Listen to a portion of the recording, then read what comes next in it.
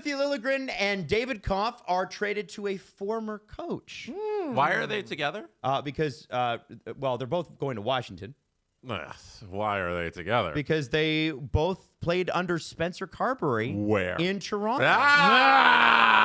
Leafs media bias. All right, so let's start with Timothy Liljegren, who was traded for Vegas's fourth rounder in 2026. So that's the Sharks get Vegas's fourth rounder in 2026. Here's the deal.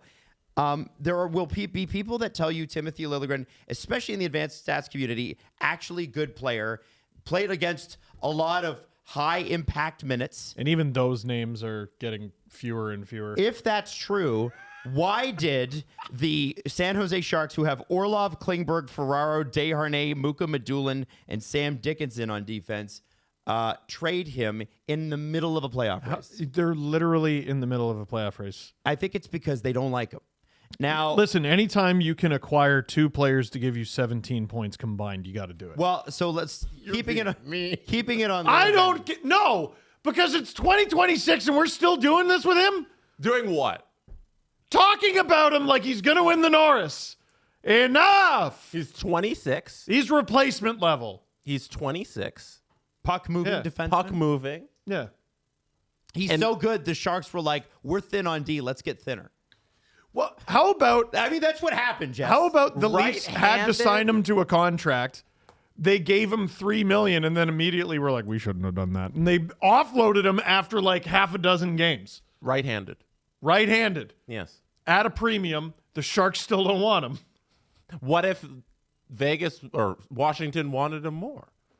So Washington did, and that's why they did it. So you have a coach who vouches for the player. Mm-hmm. That's important. And you could slot him right in with Rasmus Sandin if you wanted, his former D partner. So you have a potential D partner who vouches for him and a coach who vouches for him. I'm not saying he's not an NHL player.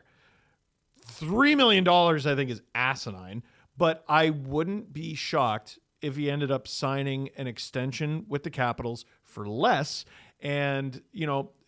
getting another shot? I think it's a 1-year extension at most. Getting another shot? Yeah, sure. He's a UFA. It's another year in the league, man. That's great stuff. And he's good friends with Rasmus Sandin. Really good friends with Rasmus Sandin. Who like, this is really stretching reality to the breaking point, but like maybe it makes Sandin better because it puts him in his happy place. Listen. Sandin's good, though. Sandin is good, and which is why maybe you don't play them together, but he is good. But like, we had to watch an interview today, Tom Wilson talking about the John Carlson trade. He was on like the verge of tears. Mm-hmm. Alex Ovechkin's devastated.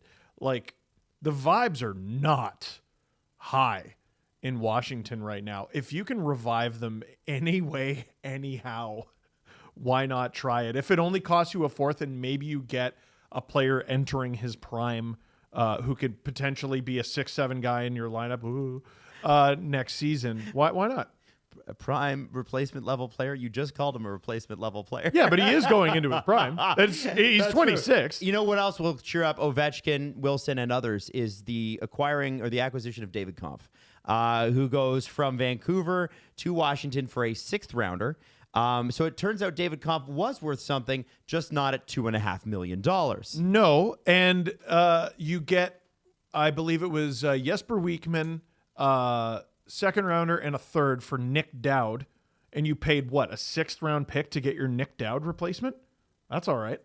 I guess. I don't hate that at all because the Capitals, what the impression I'm getting from today is the Capitals are not completely giving up on the season. They could still realistically, hypothetically make the playoffs. It's just going to be extremely hard.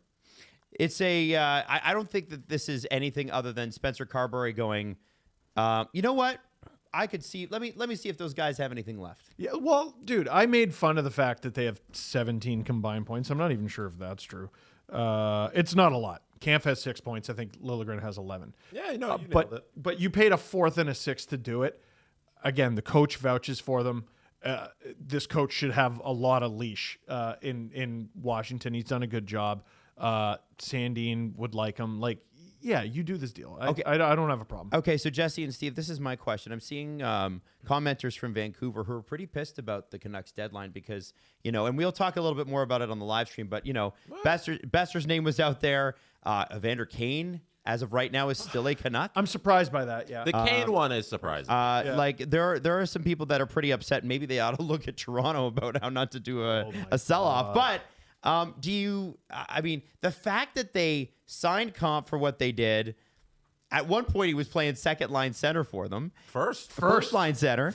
And they got a 6th rounder out of it. It's a free 6. It's a free 6. Like, who cares? He's going to go to Washington and he's going to go, Yeah, I like the deal for both sides because it's such a little low-stakes deal. I'm very in favor of giving up 6th-round picks for NHL players. Yes. You never know if a 6th-round pick is going to be anything. You never know if a draft pick is going to be anything, especially a 6. So go get a human who you know is going to play in the NHL.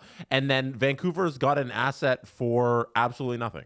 All they did was spend a couple cap dollars for a couple months. They're 2 capable depth players who just make too much money. Like, that's the long and short of it for me. Like, do you want Liljegren? Yeah, okay, sure, fine. You want him at $3 million? Oh, no.